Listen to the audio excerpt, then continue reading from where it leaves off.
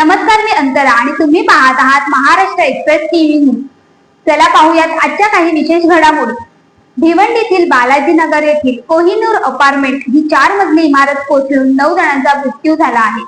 NDRF, अग्निशमक दल आणि स्थानिक प्रशासनाकडून बचाव कार्य सुरू असून मृतांच्या नातेवाईकांना 5 लाख रुपयांच्या मदतीची घोषणा करण्यात आली आहे। या धोकादायक इमारतीमध्ये दुरुस्तीचे काम सुरू असताना ही दुर्घटना घडली आणि प्रशासनाकडून ढिगाऱ्याखाली अडकलेल्या लोकांना बाहेर काढण्यासाठी युद्ध पातळीवर बचाव कार्य सुरू आहे।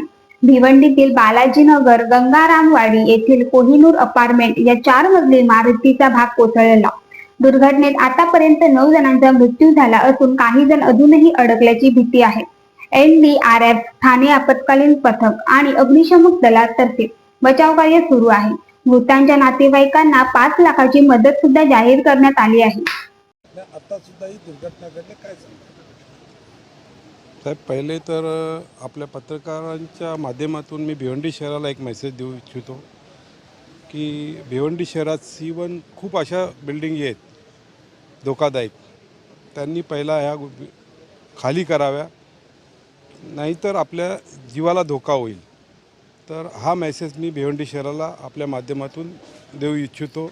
आत्ता जी इथे जी घटना घडली, जे 5-6 लोक, जसा जी आमदार साहेबांनी सांगितलं का 5-7 लोक इथे आतमध्ये आहेत, त्यांना आपण काढण्याचा प्रयत्न करूया।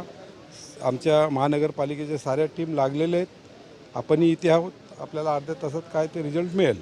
पालिका प्रशासन तुम्ही म्हणताय की लोकांनी बाहेर निघावं, परंतु पालिका प्रशासन काय करणार? काढत का नाही त्या लोकांना? नाही, ही बिल्डिंग कंप्लीट खाली होती, ह्याच्यात काही रिपेअरिंगचं काम चालू होतं।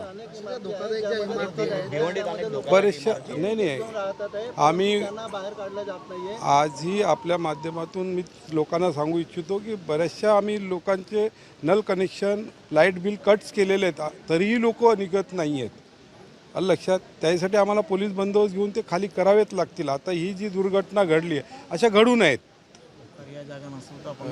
आणि अशा लोकांना जर आपल्या माध्यमातून एक मेसेज देऊ इच्छितो की पर्यायी जागा ज्यांना कोणाला राहायला नसेल तर आमचे हॉल, आमच्या शाळा अशा आम्ही त्यांना तात्पुरते पर्याय आम्ही देऊ।